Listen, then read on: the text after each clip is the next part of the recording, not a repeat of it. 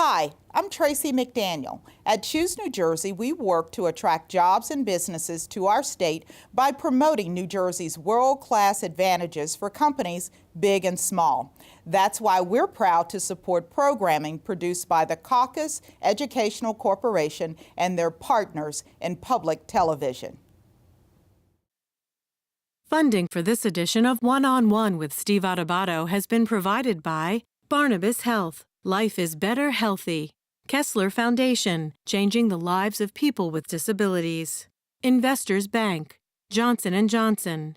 AmeriHealth Caritas, parent company of Perform Care. Care is the heart of our work. The Healthcare Foundation of New Jersey, founded by the Jewish community. And by New Jersey Natural Gas, proud to support education in our communities. Promotional support provided by The Star Ledger, powering NJ.com, and by Commerce Magazine. This is One-on-One. When you first heard that they were doing Charlie Rose and Gayle King, didn't you go, what? People like laughing at others, so I don't mind if the other is me. See, you go right into the character. That's what it is. I'm bringing families together a half an hour each week. Man, I'm doing something special. And so I do feel successful.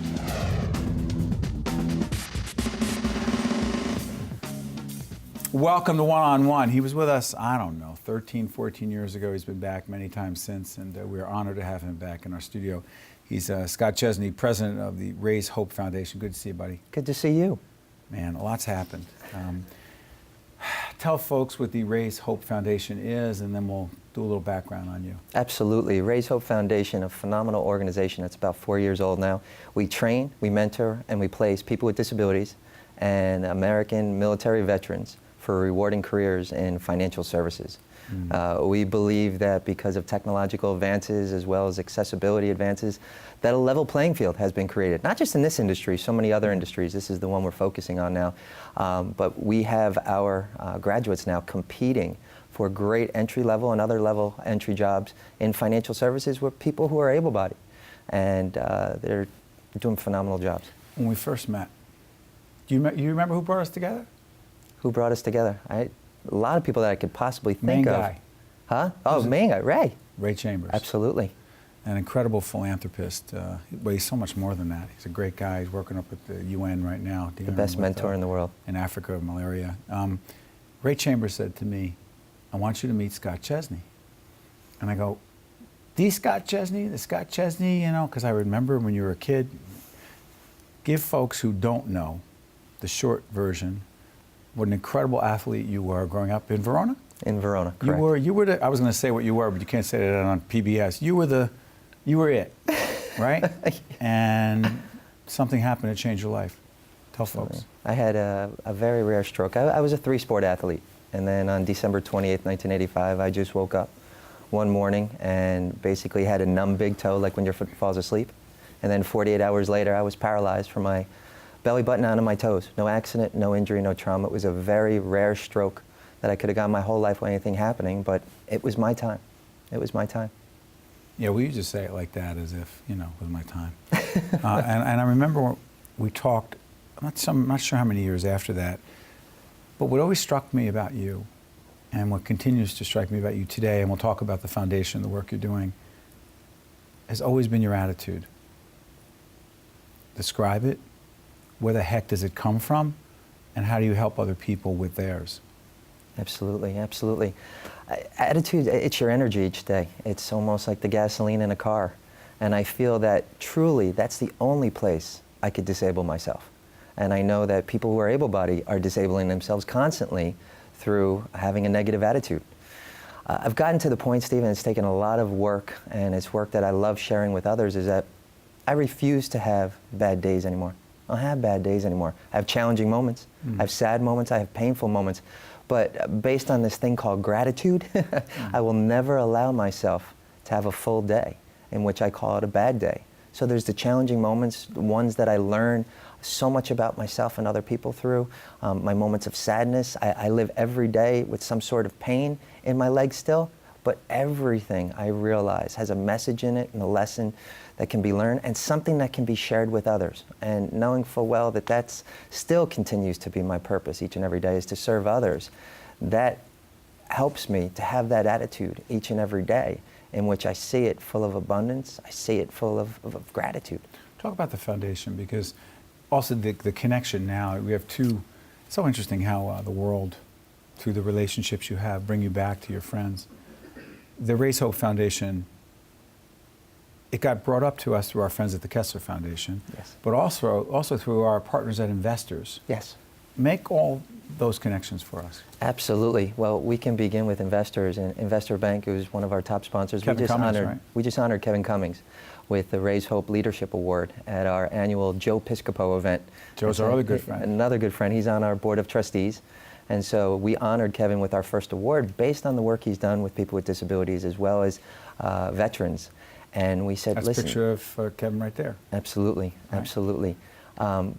Just a phenomenal individual who wants to put the best people in place in his company, and he's got such a culture there that he's built, and it includes people with disabilities, and it includes veterans, and he realizes that there's an enormous pool of talent with both of these demographics, and which are connected as well. And that's why we decided not to just include veterans with disabilities, but now we've expanded thanks to a board that has challenged us. We are now including all veterans, because whether it be the having to overcome adversity, the time management through adjusting to life's changes in a different way than I think a lot of other people, is that we feel that by including both of these demographics in our mission, we're really serving two of our populations that are underserved, not employed to the degree they should be.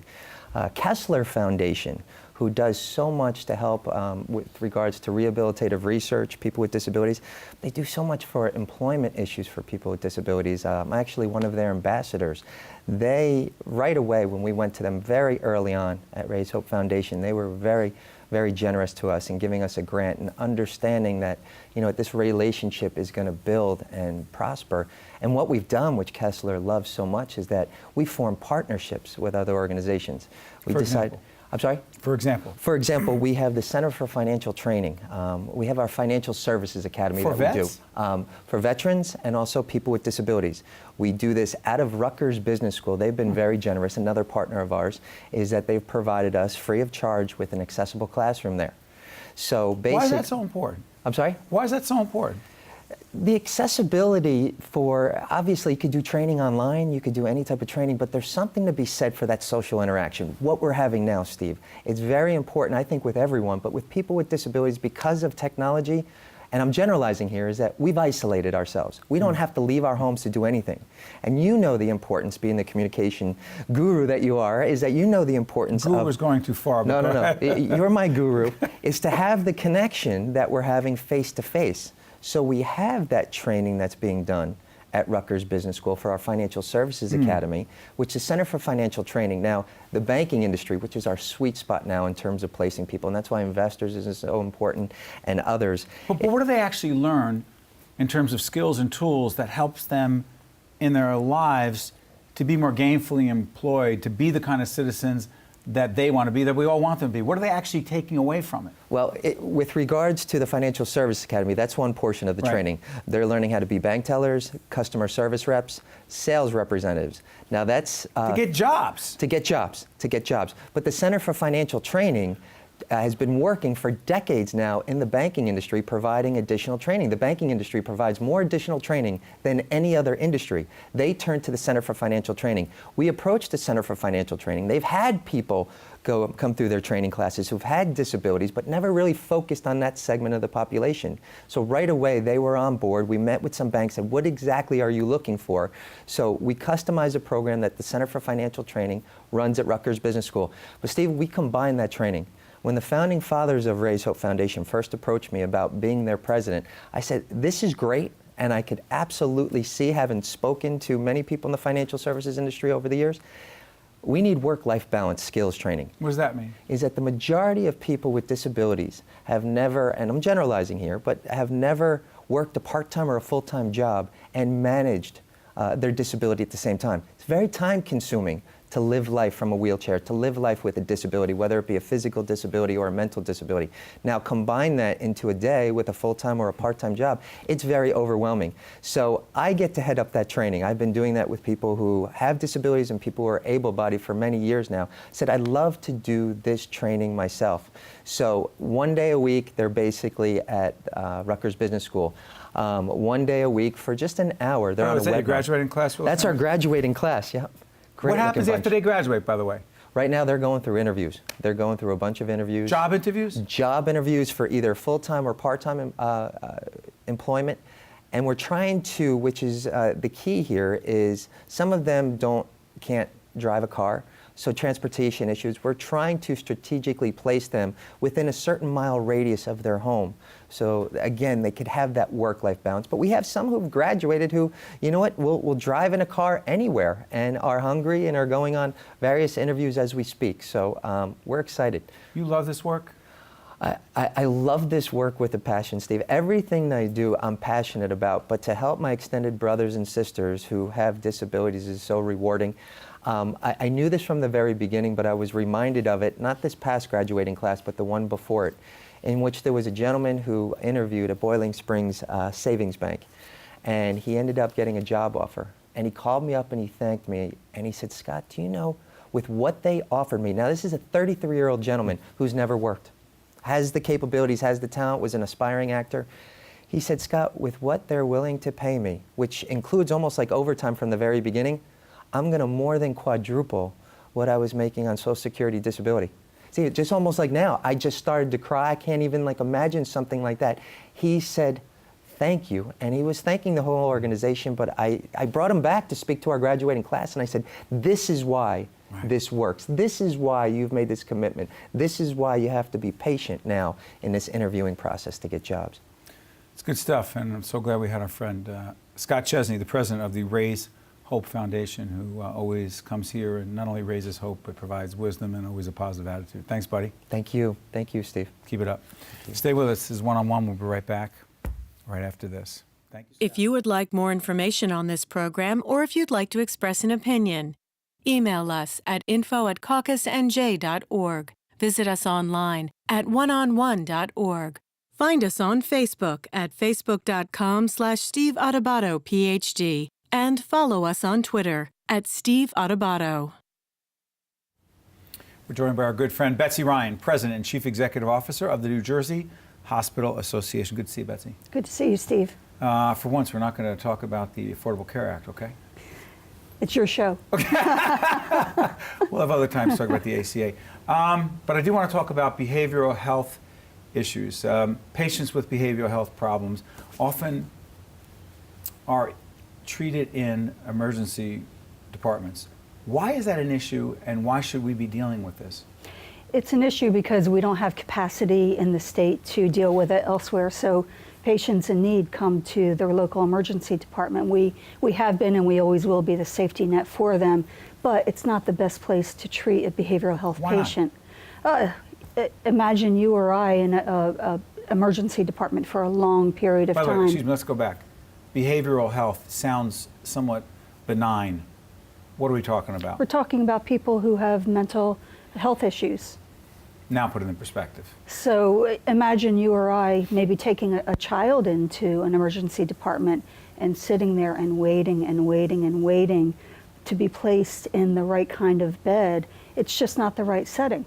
So so say 24 hours plus, a patient, or even a child who's a patient with a mental health problem, issue, behavioral health issue, he or she is in this ED for 24 plus hours. What is going on for that person, and how much worse is the situation potentially getting, and why does it have to be that way? Loaded question, I know. Well, what is going on behind the scenes is the hospital workers are madly trying to find a bed to place that person in, maybe not in that facility, but a facility around the state. So they're canvassing, trying to find out if there's another place, a bed where that patient could get appropriate care. It doesn't have to be that way. We need to build more services in the community. We need to do a better job at outreach to prevent the behavioral health population from even getting to the emergency department. What do you mean? Well, hold on. Preventing them from even walking into the emergency room? Sure. Well, where would they go otherwise? Well, you can prevent it by doing outreach and making sure people are taking their medications, people are on top of their illness, so it doesn't reach a crisis point. There's a bigger systemic issue that you have me thinking about. Societal issue. Are we even close, from your point of view, Betsy, to even acknowledging the severity of the mental health problem in this nation, where we even acknowledge those around us with mental health issues, so where we would, in fact, help them, reach out to them, get them what they need so that they don't wind up, I know, again, loaded. Because if we were, would it be this bad?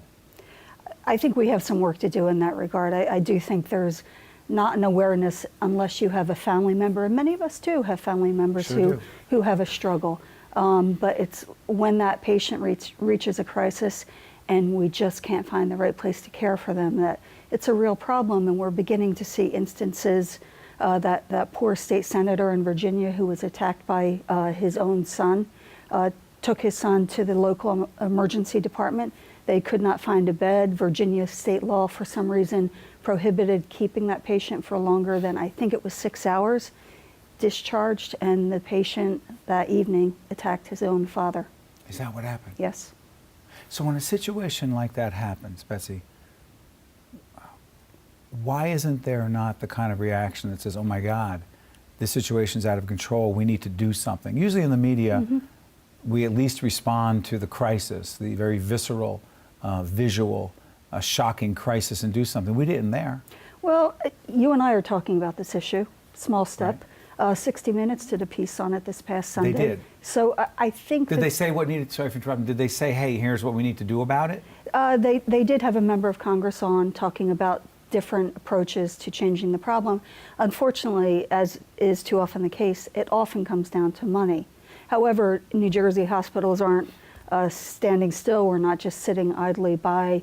We're creating outreach programs. Monmouth Medical Center has a mobile outreach program that goes out into the community and makes sure kids in particular are okay. Stay on that. Stay on the kids.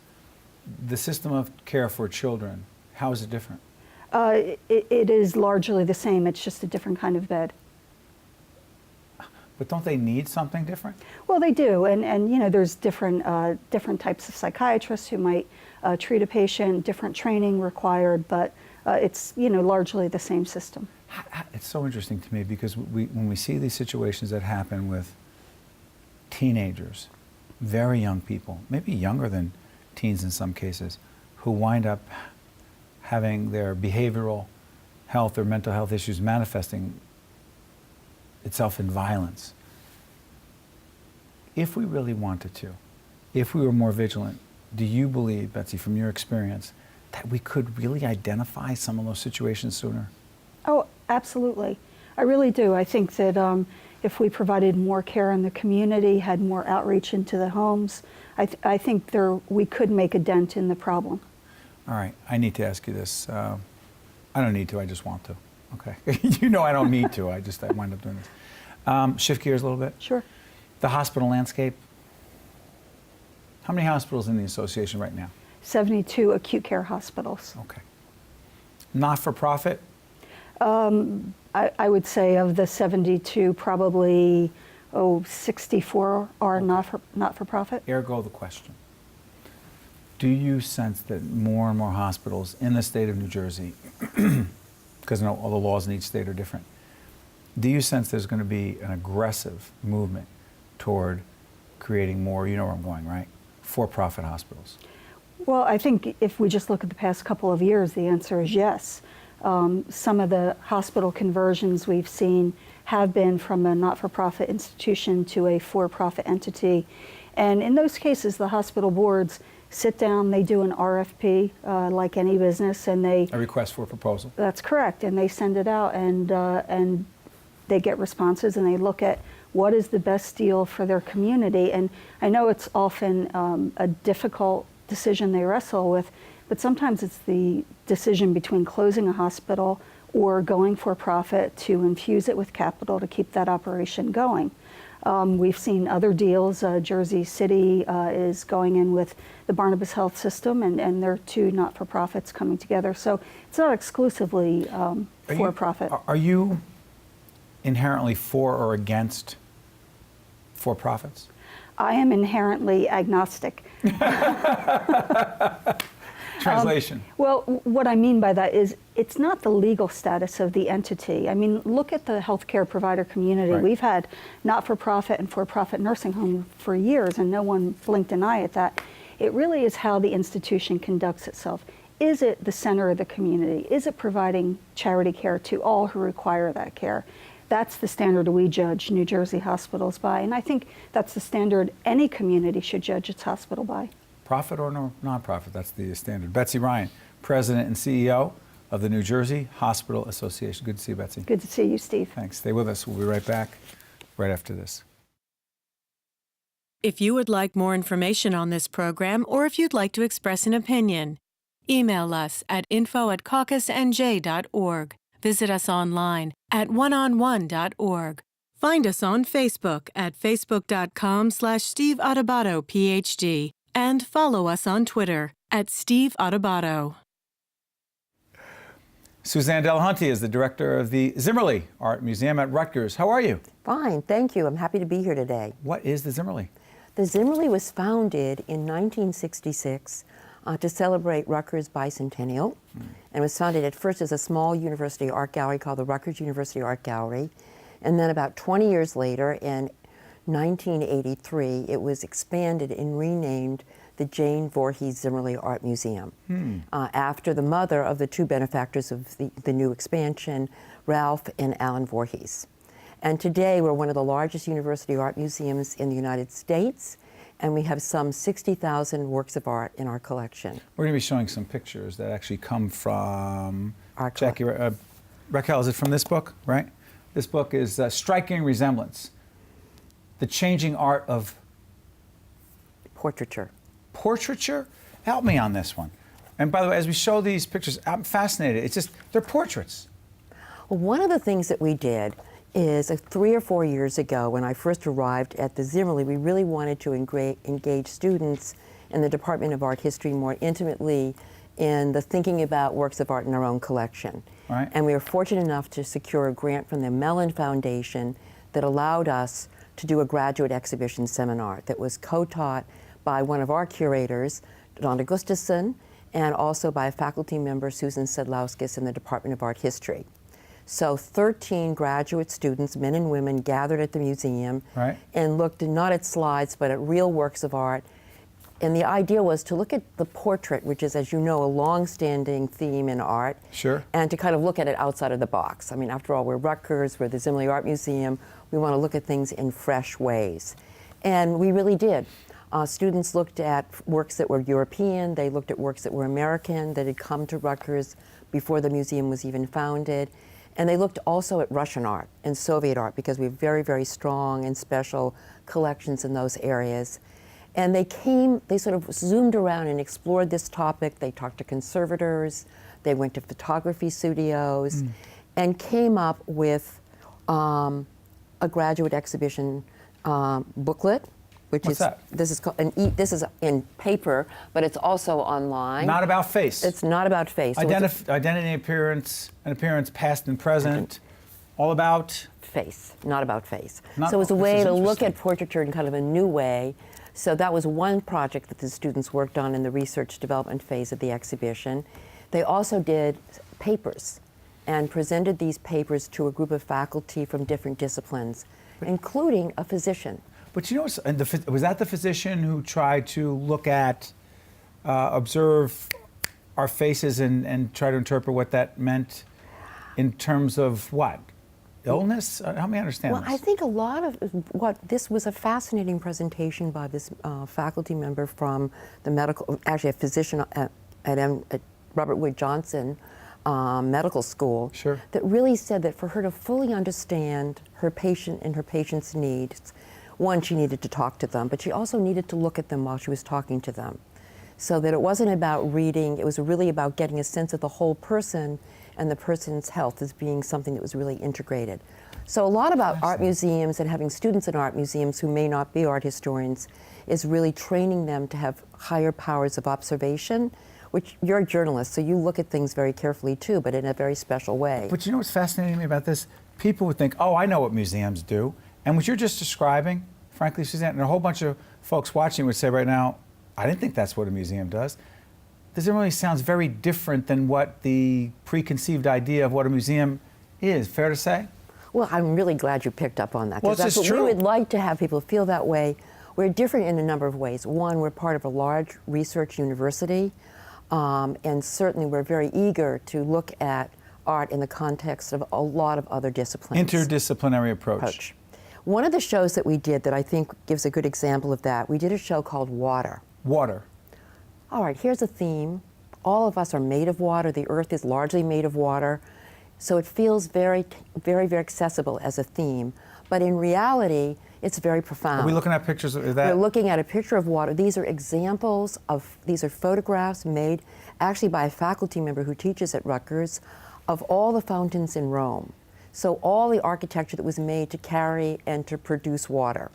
The students were invited to dance for the opening of the water show, and so they wore blue and carried large pieces of blue ribbon. Students, faculty members, the community. We're there to serve all, exactly. I got to ask you, Yeah. time is limited. Yeah. How much do you love what you do? I love it a lot. Because? Can't you tell? Yeah, I can't tell. Well, because it's about people, it's about art, and it's about, and new things come up every day. And if you work in a museum and you're a director, yes, there are things that you make things beautiful for the public, but there's lots of logistical things that happen behind the scenes that are really fascinating to me too. But I have to ask you before you get out of here. By the way, I want folks, have we put up the website? Raquel, have we? Let's put it up one more time. At the Zimmerli, people go there, find out more, go down to Rutgers. But I want to ask you this. Always have to keep raising money? That's certainly part of it. Not the fun part. It can be fun because people, you meet along the way amazing people who want to do things to make a difference. One of the fundraising initiatives that we have, A few seconds, go ahead. that we're really proud of is something called Art Within Reach. Art Within Reach. And it has lots and lots of supporters from the community because they understand that an art museum is a place for education for children. And it's really to make our children's programs broadly accessible. And they're going to be celebrated at the Department of Education in Washington this summer. You are doing wonderful work. Keep it Thank up. you. We're very proud of you. You have an open invitation. Thank you so much, Suzanne. Thank you. Bye. That was wonderful. Bye. Oh, good. That was great. One-on-One with Steve Adubato has been a production of the Caucus Educational Corporation, celebrating 25 years of broadcast excellence. Funding for this edition of One-on-One with Steve Adubato has been provided by Barnabas Health, Kessler Foundation, Investors Bank, Johnson & Johnson, AmeriHealth Caritas, parent company of Perform Care, the Healthcare Foundation of New Jersey, and by New Jersey Natural Gas, transportation provided by Airbrook Limousine, serving the metropolitan New York, New Jersey area. One-on-One with Steve Adubato has been produced in partnership with St. Joseph's Healthcare System.